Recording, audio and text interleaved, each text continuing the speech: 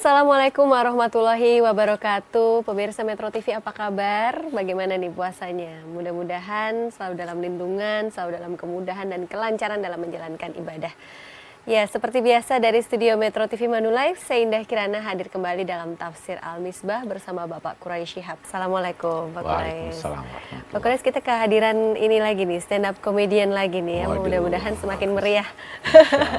Di sini sudah ada Mas Mac Denny atau MC Denny. Apa kabar, ya, Mas? Alhamdulillah. Apa kabar, Indah? Baik. Pak, apa kabar, Pak? Alhamdulillah. Teman-teman apa kabar sebenarnya? Jadi Alhamdulillah. memang kalau ada pelawak itu atau komedian itu suasananya berbeda sekali dari biasanya. Masa sih? Iya, langsung ceria gitu. Mulai Baik. tertarik ya? Mas Denny nanti boleh bertanya-tanya mengenai apa yang di sini, baik maupun kehidupan sehari-hari ya. Hari ini kita akan lanjutkan kembali yaitu ayat 46 hingga 55 berceritakan tentang beriman kepada kitab Allah. Nah, untuk itu saya langsung saja serahkan kepada Pak Quraisy. Bismillahirrahmanirrahim.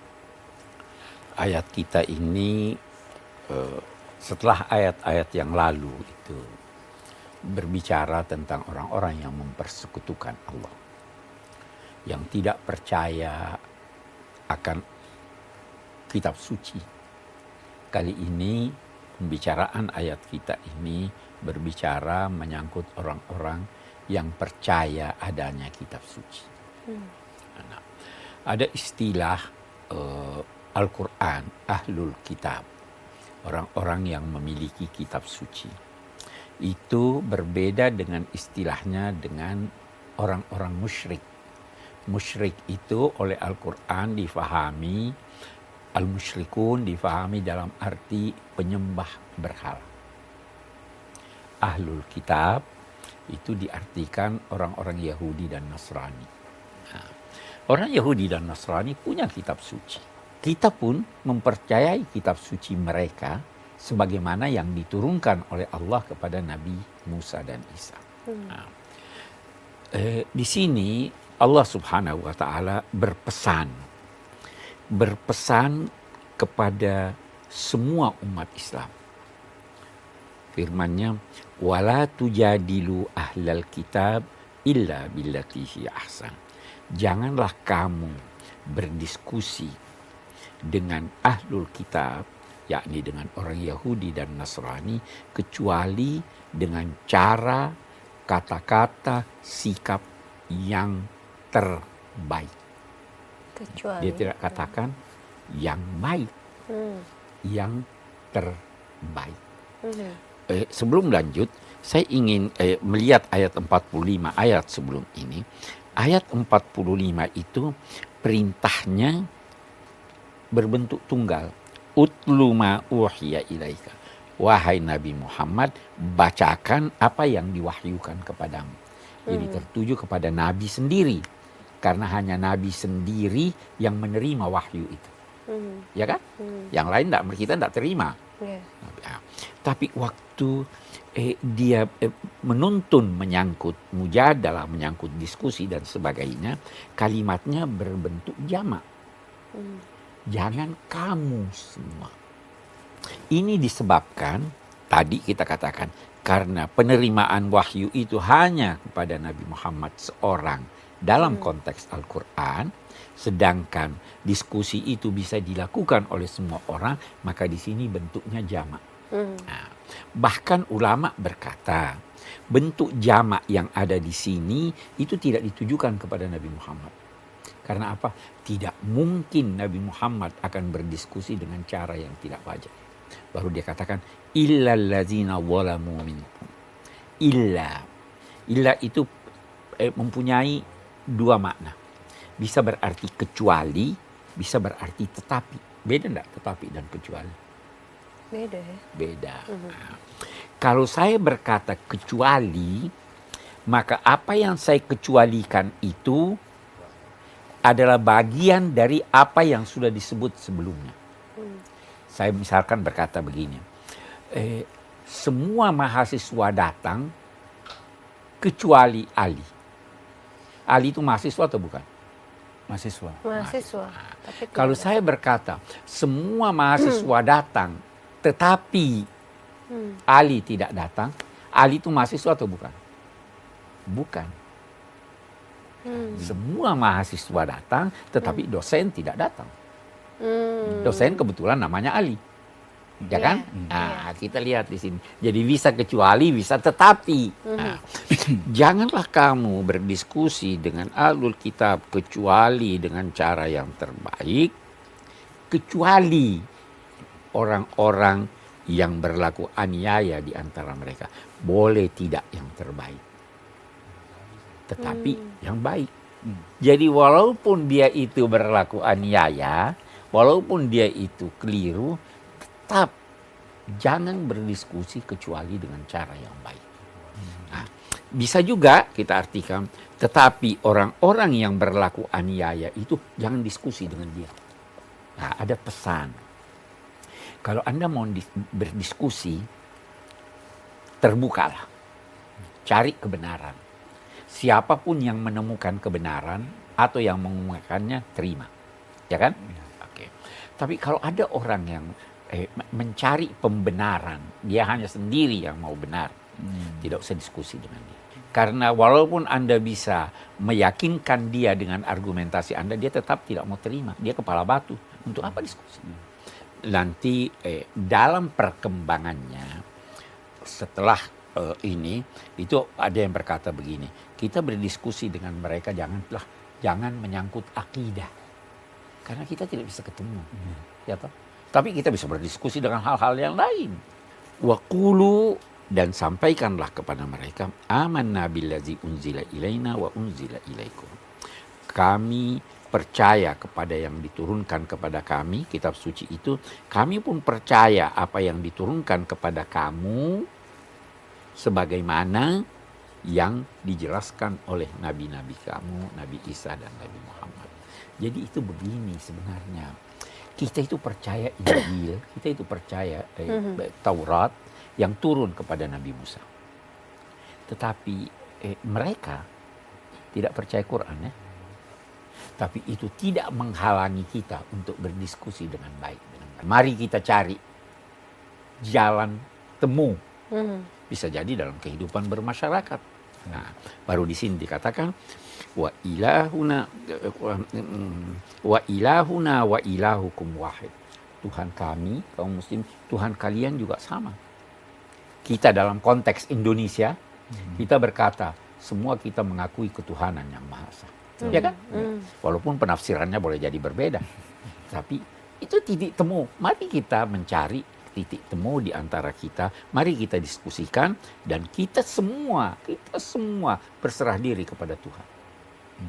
Orang Kristen juga berserah diri kepada Tuhan. Tapi Tuhan sesuai penafsirannya kan? Kita juga begitu. Jadi kita punya persamaan. Persamaan itu bisa jadi landasan dalam diskusi kita untuk kemaslahatan bersama. Saya kira itu aja. Baik, kita akan lanjutkan kembali di segmen berikutnya. Pemirsa jangan kemana-mana, tetaplah bersama kami di Tafsir Al-Misbah. Engkau itu tidak pernah membaca suatu kitab sebelum Al-Quran. Tidak juga pandai menulis. Kalau engkau pandai menulis, kalau engkau pandai membaca, orang akan ragu bahwa Al-Quran ini adalah hasil bacaan.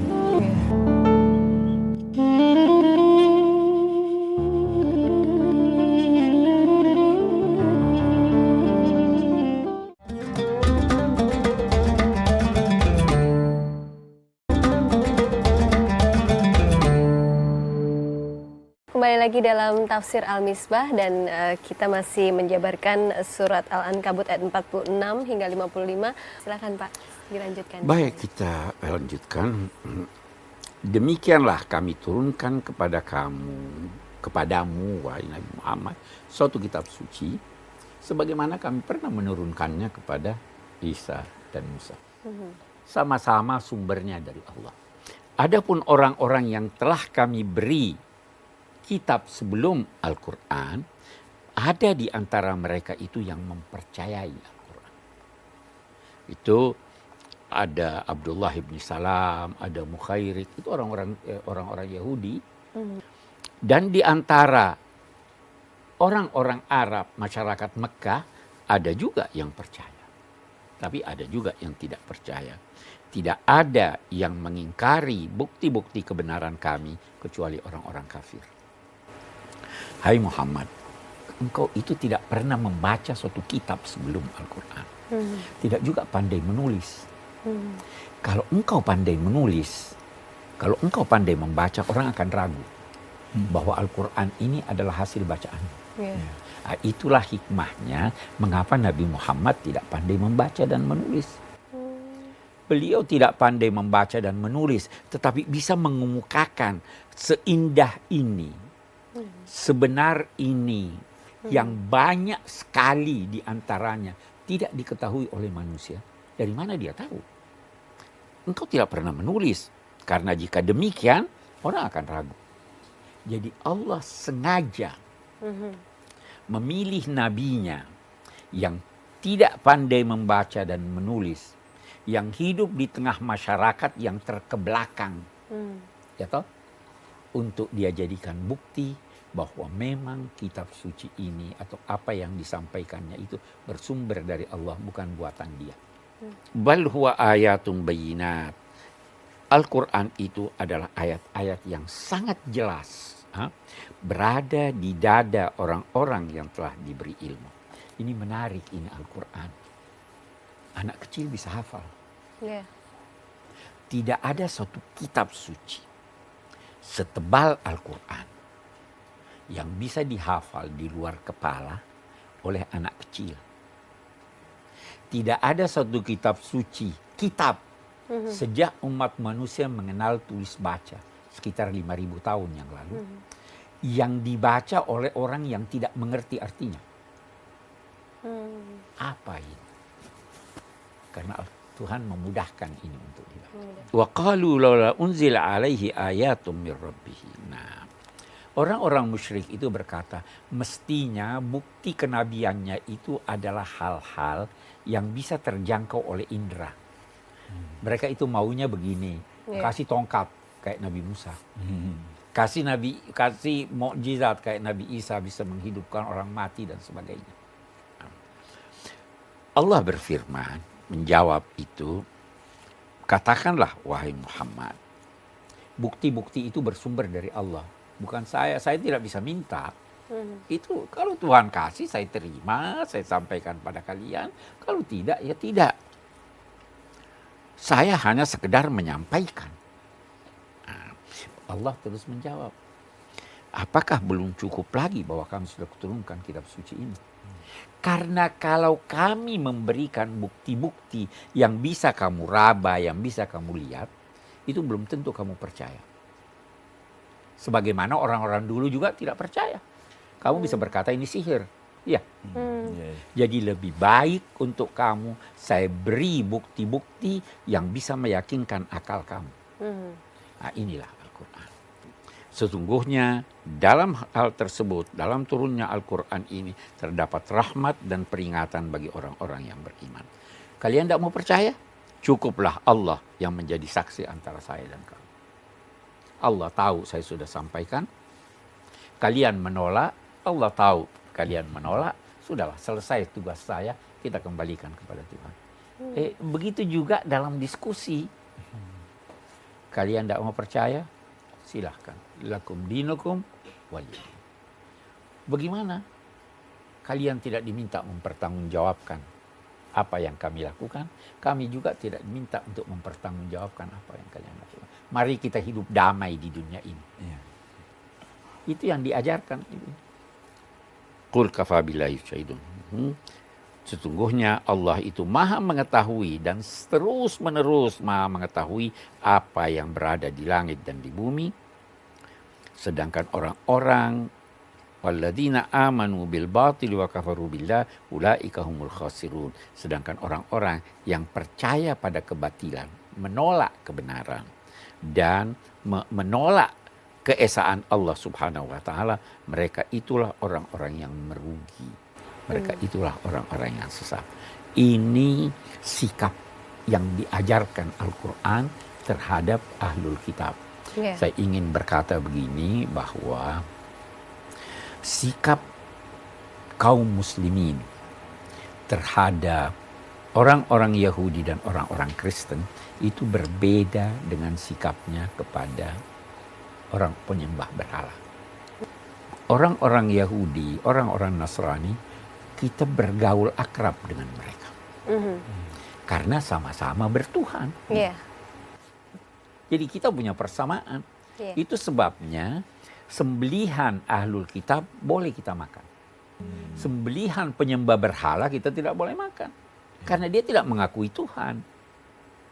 Itu sebabnya kita boleh menikahi wanita-wanita ahlul kitab.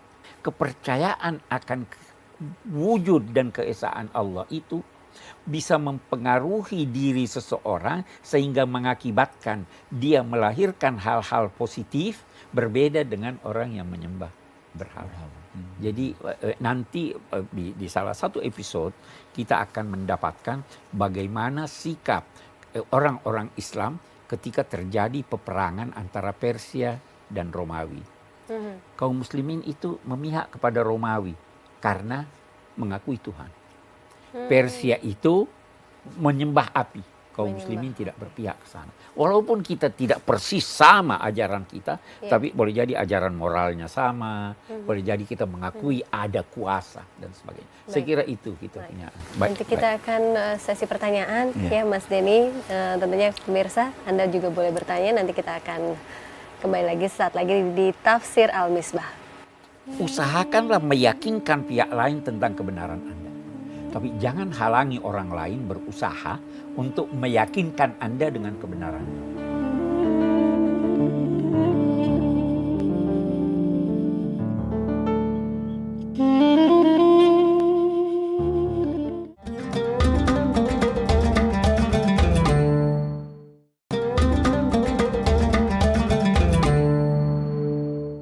Anda kembali lagi menyaksikan Tafsir Al-Misbah. Tadi kita sudah dengarkan penjabaran surat Al-Ankabut ayat 46.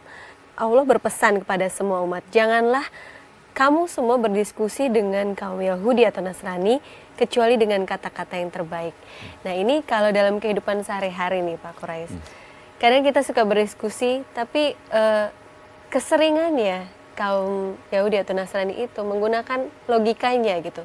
Yang kadang-kadang kita sulit untuk menjawabnya seperti itu Pak. Berdiskusi dengan menggunakan logika, bagus. Logika akal bisa beda dengan logika hati. Ya. Iya, tuh. Nah, logika agama A juga bisa berbeda dengan logika agama B. Tapi bisa jadi ketemu. Kalau masing-masing mencari kebenaran.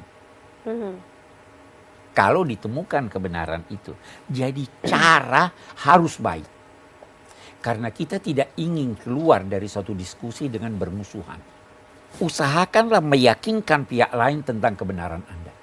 Tapi jangan halangi orang lain berusaha untuk meyakinkan Anda dengan kebenaran. Itu dalam diskusi begitu. Kalau tidak ketemu, kita katakan, oke deh kita berpisah di sini. Nanti boleh jadi suatu ketika akan kita temukan kebenaran. Kalau tidak, kita akan mati semua. Kita akan kembali pada Tuhan. Jangan paksa saya. Iya. Saya juga tidak boleh paksa Anda. Bagaimana Mas Denny? Tapi berbeda ya kalau diskusinya sama istri. Nah, kadang yang kalah suami. Oh itu. Enggak, kalau saya mau nanyanya gini Pak. Bukan soal istri.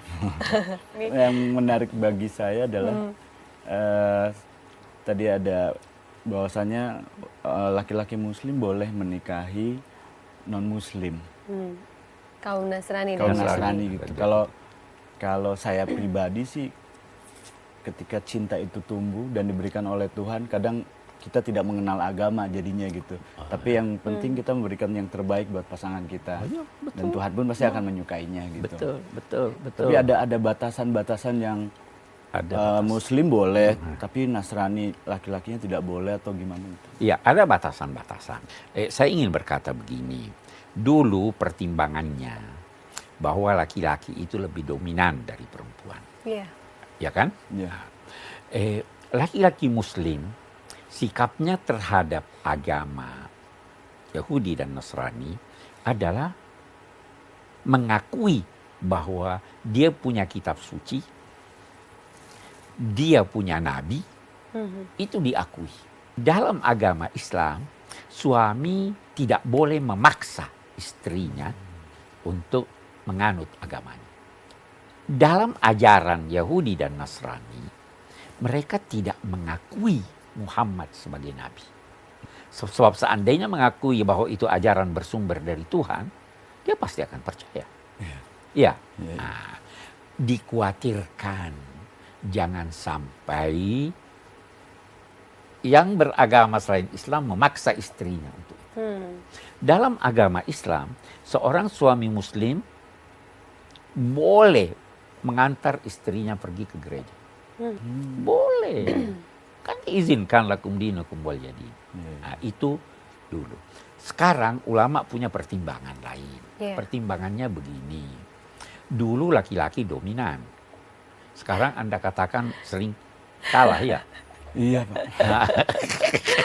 Jadi kalau yang dominan, begitu, ya. Karena saya kalau berdiskusi terus saya sok menang, nantinya malah jadi marah keluarnya. Lebih baik mengalah terus. Mengalah, bagus lah. Biar Artinya pintunya terus mengalah dibuka. atau kalah. Kalah. Ya, oke deh, bagus.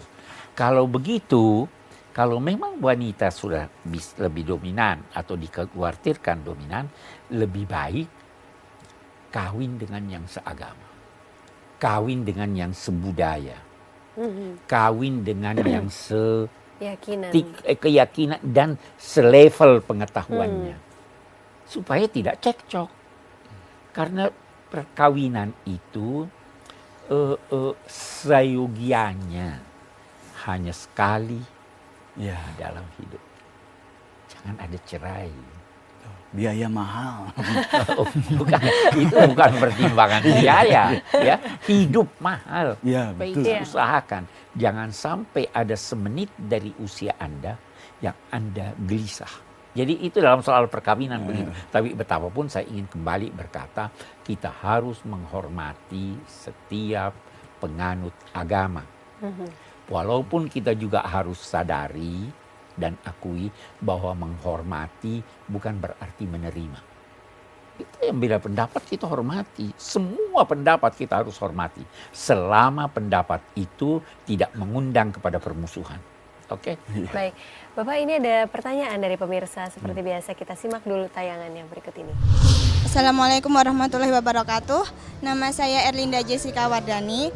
Bakurai, saya mau tanya, di muka bumi ini ada berapa mazhab dan bagaimana cara kita meyakini mazhab mana yang paling baik untuk kita? Terima kasih. Mungkin dijawabnya nanti ya Pak ya, di segmen berikutnya. Mas ini juga masih boleh bertanya. Pemirsa jangan kemana-mana, kita masih akan segera kembali lagi di Tafsir Al-Misbah sesaat lagi. Tujuan kita Allah.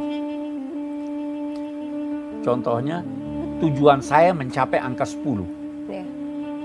5 tambah 5, 10. 6 tambah 4, 10. 7 tambah 3, 10.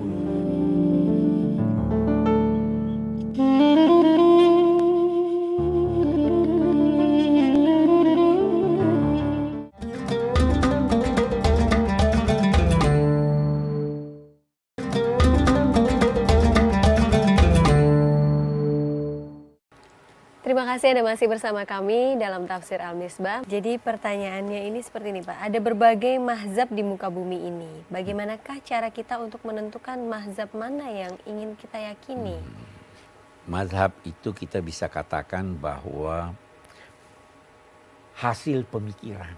Hasil pemikiran. Atau kalau mau lebih jalan. Ada banyak jalan. Kita dalam Islam misalnya, ada mazhab Syafi'i, ada mazhab Hanafi, ada mazhab Zahiri, ada mazhab Syiah, ada jalan. Ya. Saya lebih jauh. Agama itu diibaratkan sebagai jalan. Ada jalan lebar, ada jalan sempit, ada jalan lurus, ya, ada jalan berlikuk-likuk. Semua jalan. Banyak jalan. Nah, agama Islam menyatakan yang pertama, banyak jalan, semua jalan dapat direstui asal dia bercirikan kedamaian. Kalau jalan kekerasan, kita nggak setuju. Sekarang banyak mazhab. Itu tadi. Mazhab kan juga tempat berjalan itu Iya. mazhab. Sama dengan sabil, sama dengan sirat. Banyak jalan. Bisa jadi jalan-jalan itu tidak bertentangan satu dengan lain. Anda mau ke Bandung, mau lewat mana? Mau naik, Cipularang, bisa bermacam-macam. Bisa naik pesawat, Puncak, pesawat. Bisa, udah bisa. bisa naik mobil sendiri, bisa. Mau bareng saya nanti. Semua bisa. Tidak usah dipertentangkan. Anda boleh menganut mazhab Malik. Boleh menganut mazhab Syafi'i. Nah, jalan-jalan ini tolok ukurnya adalah kesesuaian dengan keyakinan Anda yang pasti. Tujuan kita itu Allah. Ya kan? Tujuan kita Allah. Contohnya, tujuan saya mencapai angka 10. Iya. 5 tambah 5, 10, 6 tambah 4, 10, 7 tambah 3. 10. Semua kalau menuju ke sana udah tahu. Tidak usah pertentangkan. Nah, sekarang kalau kita bertanya pada umat Kristiani, Yahudi, Anda kemana toh tujuannya? Dia juga berkata, saya kepada Allah. Tapi saya pilih jalan ini. Agama itu cara menuju Tuhan. Cara. Bukan itu tujuan akhir. Kan tidak repot sebenarnya. Iya. Iya. Kita yang bikin repot. Ya, yang kita harapkan kalau bisa semua ikut gembira. Iya. Ya kan? Iya. Biarkan neraka ditutup lah. Semua masuk surga. Ya, kalau bisa itu kita serahkan pada Allah. Ya Allah, kamu yang Baik, Bapak mungkin bisa menjelaskan juga ini sebenarnya karena ada beberapa kitab sebelum Al-Quran. Sebenarnya apa yang membedakan nih Pak antara kitab-kitab sebelumnya dengan Al-Quran itu sendiri? Apa yang membedakan? Yang membedakannya yang pertama kandungannya. Yang membedakannya yang kedua keaslian. Itu dua dulu. Banyak yang lain, tapi saya ingin jelaskan ini yang dua. Kitab suci itu mengandung ajaran. Ajaran itu disesuaikan dengan masyarakat dan kebutuhannya. Ajaran itu bisa diibaratkan seperti obat. Kalau Anda sakit, saya beri Anda obat. Sudah mulai sembuh, boleh jadi saya kurangi obatnya. Kalau tambah penyakitnya, saya tambah obatnya. Ya kan begitu. Ya. Kalau sudah sembuh, saya stop obatnya. Masyarakat ini berkembang.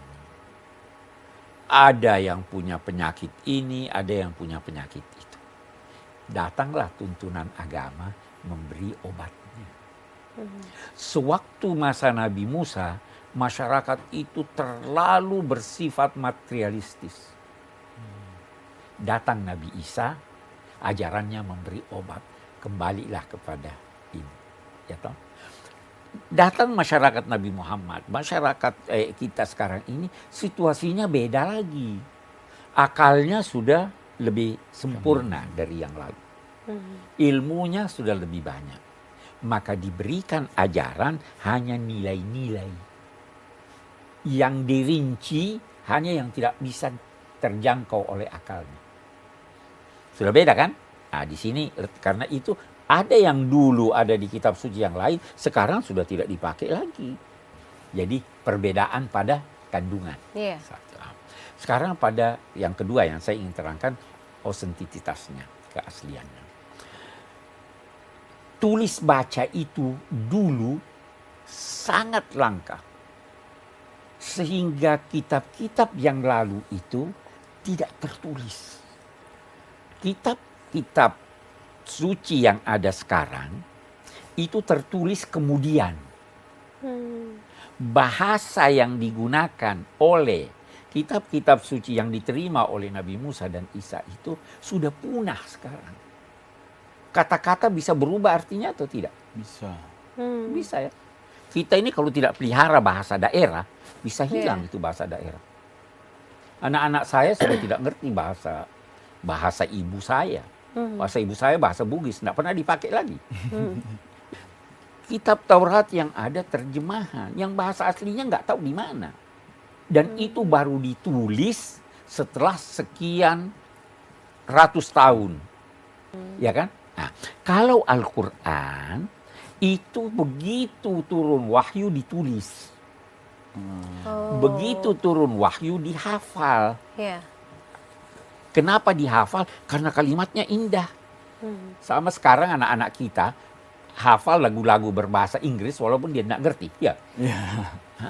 Karena indah. Jadi dia terpelihara. Itulah salah satu cara Tuhan untuk memelihara kitab suci Al-Quran. Jadi apa yang dibaca Nabi itu persis apa yang ada di sini sekarang. Tapi bagaimana kita memastikan Al-Quran itu memang Asli. asli dan tidak dirubah-rubah? Oke. Saya baca Al-Quran ini persis seperti apa yang diajarkan oleh ayah saya. Ayah saya berkata, saya baca ini seperti yang diajarkan oleh ayah saya.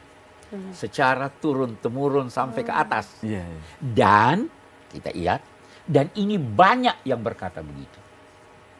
Ya kan? Jadi semakin, Anda mungkin kalau saya tanya, siapa kakek Anda yang ke-10? Tidak tahu lagi kan? Robert. Nah, ada orang karena tidak dijelaskan. Iya, Kita iya. dijelaskan. Kita lihat ayah kita sholat. Ayah kita berkata, saya dipelajari sholat dari orang itu begitu secara Iya, turun-temurun Jadi, sampai kepada Nabi. Dan itu disampaikan bukan oleh satu orang. Iya. Ya kan? Jutaan orang menyampaikan seperti itu. Sehingga harus diterima. Baik Bapak, ini masih ada pertanyaan pemirsa. Seperti Mari kita biasa dengarkan. kita lihat dulu, ini dia. Assalamualaikum warahmatullahi wabarakatuh. Nama saya Robingah. Pak Kurais, saya mau tanya, apa keistimewaan bahasa Arab sehingga Al-Quran ditulis dalam bahasa Arab? Terima kasih Pak. Kenapa tidak bahasa Jawa, bahasa Betul, sampai ada perdebatan ngaji dirubah menjadi bahasa Jawa dan dinyanyikan, dan ada yang bilang itu nggak boleh, ada yang bilang ya nggak apa-apa.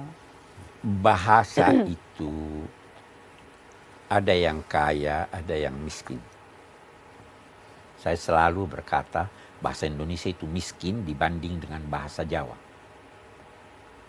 Oh iya. Ya, bahasa Jawa itu kaya.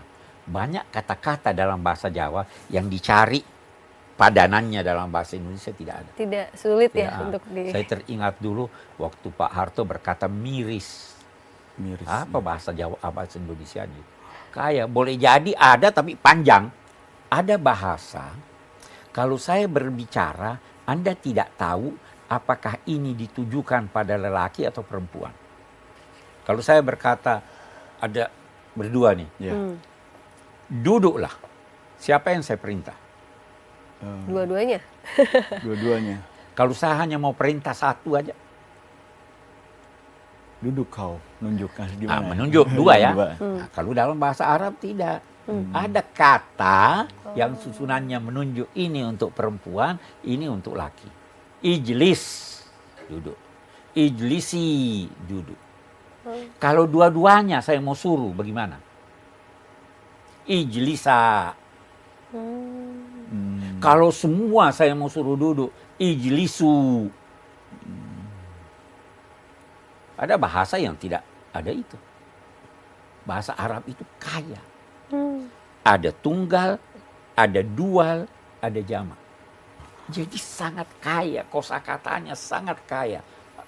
Dan singkat. Iya, iya. Kalau panjang, itu sebabnya terjemahan Al-Quran itu selalu lebih tebal dari Al-Quran.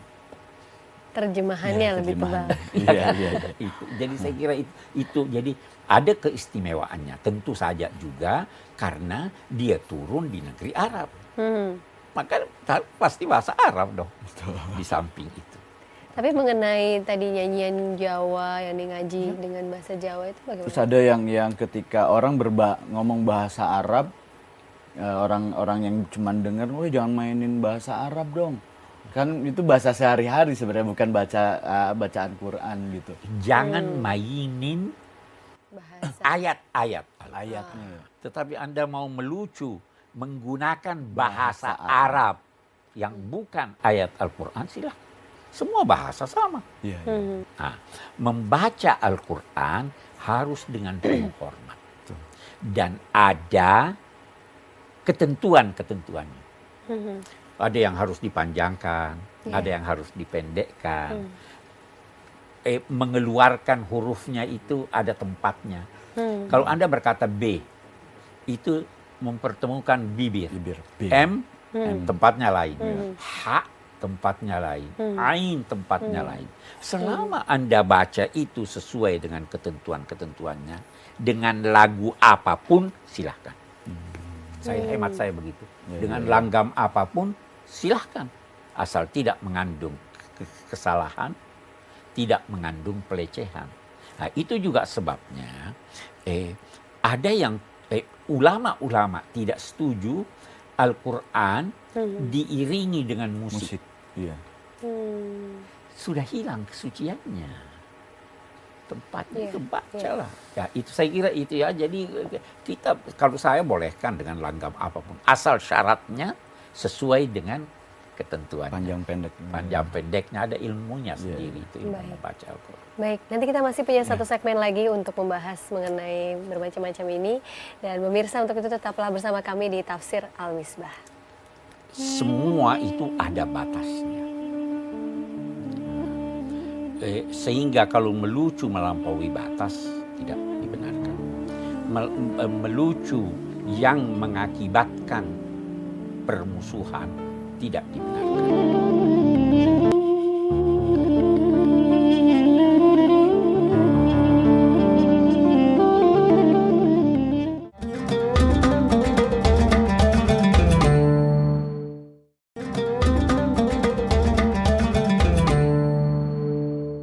Kembali lagi Tafsir Al-Misbah. Di segmen terakhir ini masih ada pertanyaan, mungkin singkat saja dari Mas Denny, silakan. Iya, Pak, kebetulan saya kerjanya ngelucu, dipaksa terus lucu. Kalau nggak lucu nggak dapat duit. Tapi saya pengen tahu sebenarnya profesi saya sebagai komedian pelawak gitu di waktu zaman Rasulullah gitu sudah ada apa belum? Apakah seorang komedian ini harus punya batasan-batasan yang memang harus diperhatikan, jangan sampai ini jadi dibikin lucu, dipaksakan untuk ngelucu gitu. Tapi kalau memang itu pada saat di panggung saya harus seperti itu, tapi padahal hati saya nggak seperti itu, gimana ya? Semua itu ada batasnya. Sehingga kalau melucu melampaui batas tidak dibenarkan. Melucu yang mengakibatkan permusuhan tidak dibenarkan. Tapi di sisi lain ketika Anda punya profesi seperti itu, lihat-lihat, ada orang yang terima kalau kita melucu, bahkan boleh jadi dia dihina pun dia terima. Iya. Ya, karena dia sadar bahwa ini sebenarnya, nah, karena itu di sini kedua belah pihak harus hati-hati. Yang ini harus penuh pengertian bahwa sebenarnya ini dia melucu untuk menghibur, bukan bermaksud mengejek, ya kan? Nah, yang ini pun harus hati-hati, jangan sampai ucapannya itu menimbulkan. Nah, jadi ada batas-batasnya itu. Hemat saya, kalau saya pribadi, karena saya senang juga untuk mendengar lelucon atau melucu, saya anggap kalau situasinya memang ini untuk melucu, tidak usah tersinggung. Yang terpenting jangan sampai lelucon itu mempermainkan agama. Jadi masing-masing orang itu mempunyai mempunyai kesiapan untuk sampai batas mana. Melucu bagus, menghibur kok. Mudah-mudahan nih tetap ini ya mendapat kesiapan juga untuk melawak ke depannya. Amin. Amin. Baik Pak Qurais, mungkin kita sudah sampai di penghujung acara dan untuk kita lihat membacakan kesimpulan apa yang kita baca tadi. Dari Al-Ankabut ayat 46. Berdiskusi dengan siapapun hendaknya dilakukan dengan kata-kata dan cara-cara terbaik atau paling tidak baik. Nabi Muhammad tidak pandai membaca dan menulis. Kendati demikian, beliau melalui Al-Quran menyampaikan informasi yang tidak diketahui oleh masyarakat manusia. Ini salah satu bukti bahwa informasi tersebut bersumber dari Allah. Salah satu keistimewaan Al-Quran adalah keterpeliharaannya antara lain dalam dada kaum muslim. Tidak ada satu kitab yang demikian besar dihafal oleh jutaan orang. Bahkan anak-anak kecil sebagaimana Al-Quran. Tidak ada juga satu kitab yang bila dibaca secara keliru walau satu huruf. Akan ada yang menegur, kurang satu huruf. Salah baca. Yeah. Mestinya A bukan U. Kalau dalam diskusi kedua pihak menemukan jalan buntu, maka akhiri diskusi itu dengan berserah diri kepada Allah sambil mengharapkan bantuannya. Udah, kita nggak bisa ketemu, kita akhiri aja. Kita sama-sama damai, kita serahkan pada Allah. Ada waktu yang ditetapkan Allah untuk jatuhnya siksa. Penangguhan itu antara lain bertujuan memberi pendurhaka kesempatan untuk bertaubat atau mengulur mereka sehingga dosanya semakin bertambah. Ini kan kaum musyrik minta, ayo jatuhkan saya sekarang. Allah berkata, tidak, ada waktunya. Saya tangguhkan. Untuk apa? Supaya kamu tobat, sadar, atau kamu terus jatuhnya siksanya. Saya kira itu kesimpulan. Baik, mudah-mudahan ini semua bermanfaat untuk kita semua ya, Amin, dalam amin, kehidupan amin. sehari-hari maupun dalam menimba ilmu dan meningkatkan keimanan kita kepada Allah Subhanahu wa taala. Mas Denny, terima kasih banyak kasih sudah juga. hadir di sini. Udah Sukses diundang, terus. terima kasih banyak. Ya, Terima kasih. dan Terima kasih. Pak Qurais juga terima kasih Iya. banyak. Menjabari kita ketemu lagi esok. Dan pemirsa, insya Allah esok kita akan hadir kembali di jam yang sama, tentunya dalam Tafsir Al-Misbah. Kami mengucapkan selamat menunaikan ibadah puasa. Saya Indah Kirana mohon pamit. Wabillahi taufiq wal hidayah. Wassalamualaikum warahmatullahi wabarakatuh.